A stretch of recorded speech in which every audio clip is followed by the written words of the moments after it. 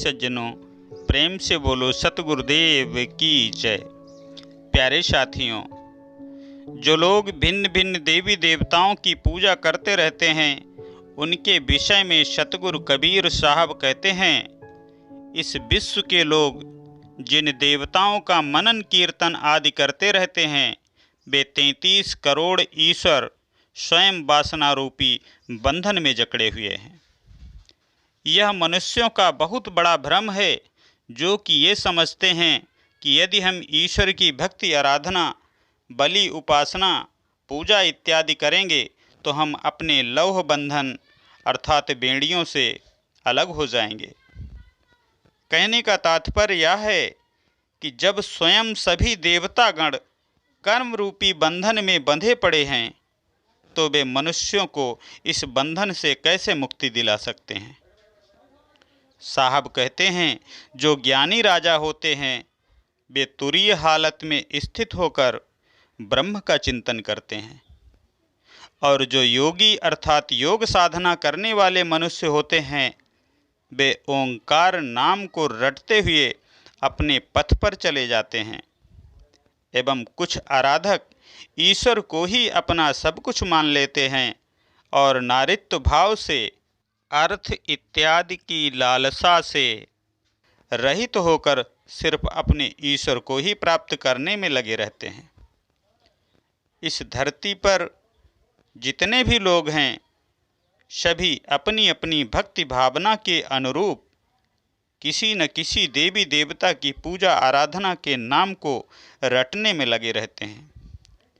साहब साखी के माध्यम से समझाते हुए कहते हैं, बंद मनावे ते फल पावे, बंद दिया सो दे, कहे कबीर सो उबरे, जो निशिवासर नाम ही ले। साहब कहते हैं, जो मनुष्य बंधन में जकड़े हुए की स्थित स्तुति अथवा आराधना करते हैं, वे उसके फलस्वरूप बंधन को ही प्राप्त करेंगे। कहने का तात्पर्य यह है कि मनुष्य लोग ईश्वर की भक्ति आराधना करते हैं, और जब स्वयं ईश्वर ही कर्म रूपी बंधन में बंधे हैं, तो वे भला मनुष्य को इसके अतिरिक्त और क्या दे सकते हैं। परंतु भक्तगण इस बात को नहीं समझते हैं। उनकी तो बस यही धारणा है कि जो रात दिन ईश्वर के नाम का स्मरण करेगा, वही इस संसार रूपी भवसागर को पार करके अपना उद्धार करेगा। प्यारे साथियों, सतगुरु कबीर साहब रामायणी 36 के माध्यम से कहते हैं, ज्ञानी चतुर विलक्षण लोई, एक सयान सयान न होई, दूसर सयान को मर्म न जाना, उत्पत्ति परले रैन बिहाना, बनिज एक सबन मिलिठाना, नेम धर्म संयम भगवाना, हरियस ठाकुर तजियो न जाई, बालहि बिहिस्त गावहि दुल्हाई। साहब कहते हैं, हे ज्ञानियों, समझदारों व सूक्ष्मदर्शियों, सत्ता सिर्फ एक तत्व की है, यह मानना सर्वथा गलत है। जड़ और चेतन भिन्न भिन्न हैं। जड़ में विविध एवं एक एक सार में अनंत कण हैं। चेतन भी अनगिनत सार है। लोगों का यह मानना है कि जड़ चेतन के ऊपर इनका कर्ता कोई अन्य यानी ईश्वर है, जिसके द्वारा उत्पत्ति परले रात दिन होते हैं। किंतु यह भी वास्तविकता नहीं है, बल्कि जड़ और चेतन अपने ही अंतर्निहित गुणों से स्वतः परिपूर्ण हैं। किंतु लोगों ने ईश्वर को अंतर आत्मा से अलग समझा और उसे प्राप्त करने हेतु कई नियम, धर्म, संयम इत्यादि का व्यापार स्वयं निर्मित कर लिया, और वह हरि यानी ईश्वर ठाकुर जी इतना बलशाली बन गया कि उसका त्याग करना अथवा भूल पाना इन लोगों के लिए संभव नहीं रह गया। इतना ही नहीं, बल्कि अज्ञानी उपासक जन ईश्वर को दूल्हा मानकर उससे मिलने के निमित्त गीत गाते रहते हैं। प्यारे साथियों, सतगुरु कबीर साहब आगे रामायणी के माध्यम से कहते हैं, राही ले पिपराही वही, करगी आबत काहुन कही, आई करगी भव अजगूता, जन्म जन्म यम पहिरे बूता। बूता पहिर यम कीन्ह समाना, तीन लोक में कीन्ह पयाना। बांधेव ब्रह्मा विष्णु महेशु, सुर नर मुनि और बांधु गणेशु। बांधेव पवन पावक और नीरु, चांद सूर्य बांधेव दो बीरू। सांच मंत्र बांधे सब झारी, अमृत वस्तु ना जाने नारी। राही अर्थात उपासना। आदि पथ पर चलने वाले व्यक्ति ईश्वर के नाम के स्मरण में हमारा कल्याण है, यह मानकर इस संसार रूपी समुद्र में बहते चले गए। और उस समय किसी भी उपदेशक ने उन्हें बहने से रोका नहीं, अर्थात किसी ने भी उन्हें नहीं समझाया, बल्कि उनके पास आकर कर्म फल को और भी अधिक बढ़ा बढ़ा कर बताया। इससे भक्तों को और आश्चर्य हुआ और वे बारंबार उन्हीं के अधीन होकर उनके ही स्वांग में लीन होते चले गए। यानी यह वासना रूपी जो माया स्थित है वह अपने चित्त से ही उठी और इसने सभी जीवों को आच्छादित कर लिया। यम देवता ने अपने शक्ति के बल पर स्वांग रचकर सभी को अपने अधिकार में कर लिया और तीनों लोकों में अपना साम्राज्य स्थापित कर लिया और तीनों लोकों में आवागमन की प्रक्रिया को आरंभ कर दिया। इसने ब्रह्मा विष्णु शिव सुर असुर मुनि व गणेश सभी लोगों को अपने बंधन में बांध लिया। तो फिर इनके आगे प्राकृत मनुष्य की क्या बिसात है। वायु आग पानी चंद्र तथा सूर्य सभी प्रकृति के बनाए नियम से जकड़े हुए हैं। कर्म फल भोग शक्ति सत्य विचारहीन होने से सच्चे जीवों को झूठे मंत्रों में बांध दिया। जो मनुष्य किसी कल्पित पति को मानकर उसकी पत्नी होने की धारणा बना लेता है, वे स्त्री बने हुए मनुष्य तो निज अमृत स्वरूप का बोध ज्ञान करते ही नहीं। सतगुरु कबीर साहब साखी के माध्यम से कहते हैं, अमृत वस्तु जाने नहीं, मगन भया सब लोए। कहाँ कबीर कामों नहीं, जीवहि मरण न होए। साहब कहते हैं कि जो मनुष्य नारित्व भाव धारण कर लिए हैं, वे यह समझ ही नहीं पा रहे हैं कि जीवन का निज स्वरूप चेतन ही अमृत है। इसी अज्ञानता बस में वे इस संसार रूपी सागर में डूबे जा रहे हैं।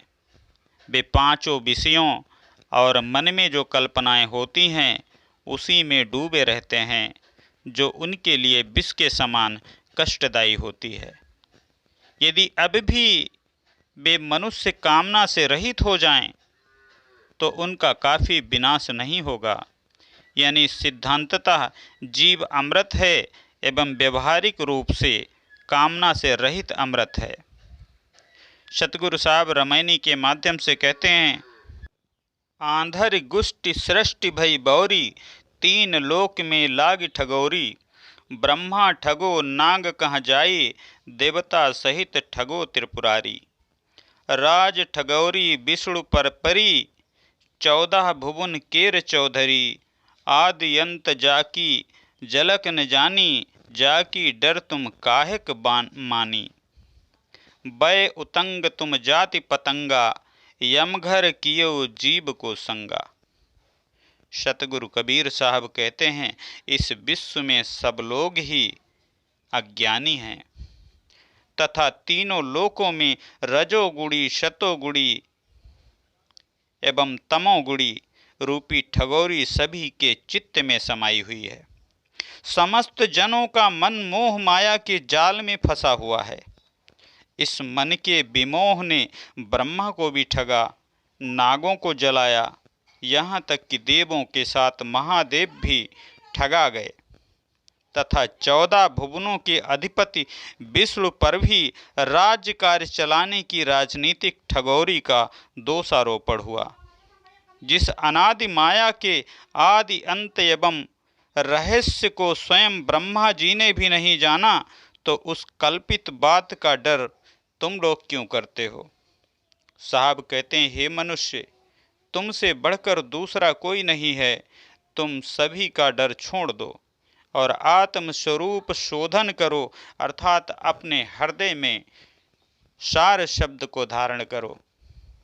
अनेकानेक देवी देवताओं की कल्पना अग्नि शिखा है एवं तुम उसमें कूदकर भस्म हो जाने वाले एवं मृत्यु के मुंह में चले जाने वाले पतंगे के सदृश हो। तुमने स्वयं को यम के ग्रह स्वरूप संसार में डाल दिया। आगे साहब कहते हैं, नीम कीट जस नीम पियारा, विष को अमृत कहत गंवारा। विष के संग कौन गुड़ होई, किंचित लाभ मूल गौ खोई। विष अमृत गौ एक सानी, जिन जानी तिन विष कै मानी। काह भय नर शुद्ध बेशुद्धा, बिन परिचय जग बूढ़त बुद्धा। मति के हीन कौन गुड़ कहाई, लालच लागी आशा रहाई। साहब कहते हैं, जैसे नीम के कीट को नीम ही अच्छा लगता है, भले ही वह कड़वा क्यों न हो, वैसे ही इस जगत में आसक्ति युक्त गंवार व्यक्ति विष के सदृश विषय भोगों को ही सुखकारी मानता है और कहता भी है, किंतु इस विषय भोगों में लीन रहने वाले जीवों का क्या कल्याण हो सकता है? उन्हें पल भर के लिए इंद्रिय सुख का लाभ होगा जो हानिकारक है, क्योंकि इसी के चक्कर में फंसकर उसके पास जो शांति रूपी मूलधन होता है वो भी नष्ट हो जाता है। वह गंवार व्यक्ति विष और अमृत को एक ही समझ लेता है, क्योंकि विष के साथ अमृत के मिल जाने पर अमृत का अपना कौन गुण हो सकता है। किंतु जिन मनुष्यों को सद्गुण का संग अर्थात सत्संग, सत्य का संग, सत्संग का साथ प्राप्त हो जाता है, वह विषय भोगों को विष के समान मानकर उनका परित्याग कर देते हैं और अमृत स्वरूप निज चेतना में आराम करते हैं। इस जगत में यह झूठी धारणा से व्याप्त है कि कोई जन्म लेने वाला जीव शुद्ध व ऊंची जाति का है, तो कोई जन्म लेने वाला जीव अशुद्ध व नीची जाति का है। वास्तविकता के ज्ञान के बिना विश्व के बड़े बड़े विद्वान और विवेकवान भी सामान्य व्यक्ति के समान इस संसार रूपी समुद्र में डूबे रहते हैं। सतगुरु साहब कहते हैं कि जो मनुष्य गतिरहित हैं वह अच्छे गुणों का विचार कैसे कर सकता है, क्योंकि वो तो केवल सांसारिक विषयों को भोगने के लोभ में ही पड़ा रहता है एवं वह हमेशा विश्व से सुख पाने की आस लगाए रहता है। सतगुरु कबीर साहब साखी के माध्यम से कहते हैं, जागृत रूपी जीव है शब्द सुहागा शेत, जर्द बुंद जल कूक ही कहीं कबीर कोई देख। पांच तत्व ले यातन कीन्हा, सो तन ले काहिले दीन्हा। कर्म ही के बस जीव कहत हैं, कर्म ही को जीव दीन्हा। अर्थात सतगुरु कबीर साहब कहते हैं कि जीव तो स्वयं ही ज्ञान रूपी रंग है, या तो भ्रांति और विषय वासना पूर्ण शब्द रूपी सुहागा की वजह से स्वर्णमय चैतन्य जीवन अपने पद से पिघलकर जड़ बुद्धि हो गया है। इसी कारण जीव पिता के वीर तथा माता के रज में मिलकर जल के बुदबुदा रूपी देह को धारण करता है। साहब कहते हैं, इस प्रकार की गूढ़ बातों को कोई बिरला पुरुष ही समझ सकता है। मानव शरीर 5 तत्वों से मिलकर बनता है, लेकिन हे जीव, तुमने स्वयं ही इस उत्कृष्ट देह को कर्मों के ही प्रति अर्पित कर दिया, आत्म विचारादि नहीं किया। सभी महापुरुष और शास्त्र ठीक ही कहते हैं कि कर्म बंधनों में फंसकर ही जीव भटकता फिर रहा है।